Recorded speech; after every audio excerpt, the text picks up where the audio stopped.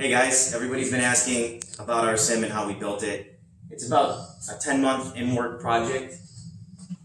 We're going to show you the outside first and then move inside, get the lights turned on and everything like that. The outside is built in, it's like what you grab a house in, insulation foam board from Home Depot. It's the aluminum is actually part of the foam board. So the aluminum blocks the internet, the Wi-Fi signal, since the computer's inside the sim. So we have an external radio antenna connecting to the Wi-Fi router, and that eliminated the connectivity issues. If you look on top, it's like a half-inch by 3.5-inch fur strip, which just kind of supports the roof in the center. These are not antennas; these are actually radiator ties. The reason we use radiator ties was they're better than zip ties because they're flat on both sides, so they compress. They don't dig into the foam board. They look good when you go inside, especially you'll see. You won't see actually. That's the point.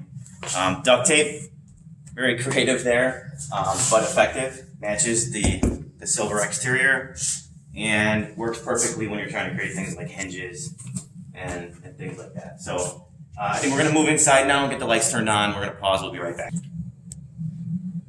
All right, guys, we're back inside the sim now. I think first I'm going to show you the shell here. So inside, everything's covered in a flat back black poster board and black duct tape. And you have to be careful to use something that's flat, otherwise you get a lot of reflections and things just don't look right, especially at night. Everything's contoured inside to kind of bring it to a point, so you have the effect of a real cockpit. The shell is actually pulled a little way inside from the TVs, and we also built this roof up here to hang down below the bezels of the TVs.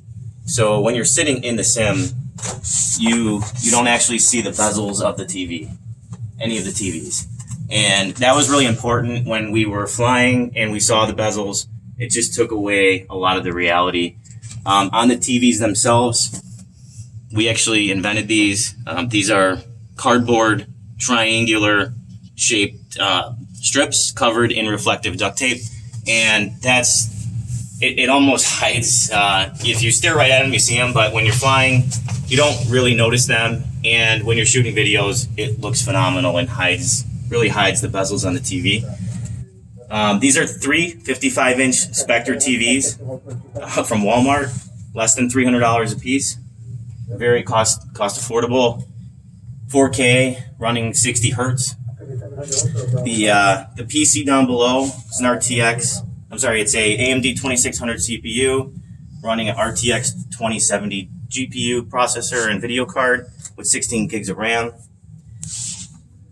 It's all run off of one single video card with display port to HDMI converters and HDMI cables. The yokes and the pedals are connected up to this USB switch here, and this is usually mounted underneath, but I pulled it out so you can see it. We can flip between the two yokes and the two pedals so that either side can control the aircraft. This is just like a siatek control panel. It's designed for a Cessna really, but we were using it mainly for the Cessna when we fly Cessnas or small aircraft. But it's also got the landing gear switch, which gives it a lot of cool effect when you're flying. You got the 3 green light indicators along with the handle to pull. The displays here are Nexus 7 Gen 2, iPad Air. The iPad Pro for the bigger display with the moving maps. It's running in simulation mode. It's Garmin Pilot, utilizing both output from X-Plane as well as output from live traffic to display the traffic around the airports.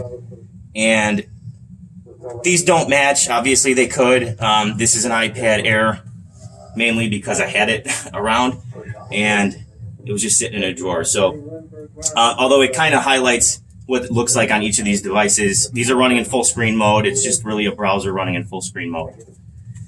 The throttles are two siatek throttle quadrants put together. You can reconfigure these pop off, so you can fly pretty much any airplane you want and configure this however you need to for mixtures, pitch, throttles, flaps, spoilers. The radio panel is a Logitech radio panel. Gives you the comms, the navs, ADF, DMEs, all of that stuff for the radios. The keyboards, just off of eBay, I think they were $10 a piece. The chairs themselves are just patio lawn chairs, believe it or not, with like a yoga chair mat on them. We mounted speakers to the back right now. Again, we're kind of reusing some stuff that we had around the house. These shake the chairs a little bit, so it gives you a little bit of feeling of motion. What's to come? This is built on top of concrete slab in my basement, LVT flooring. Doesn't really have a lot of give to it.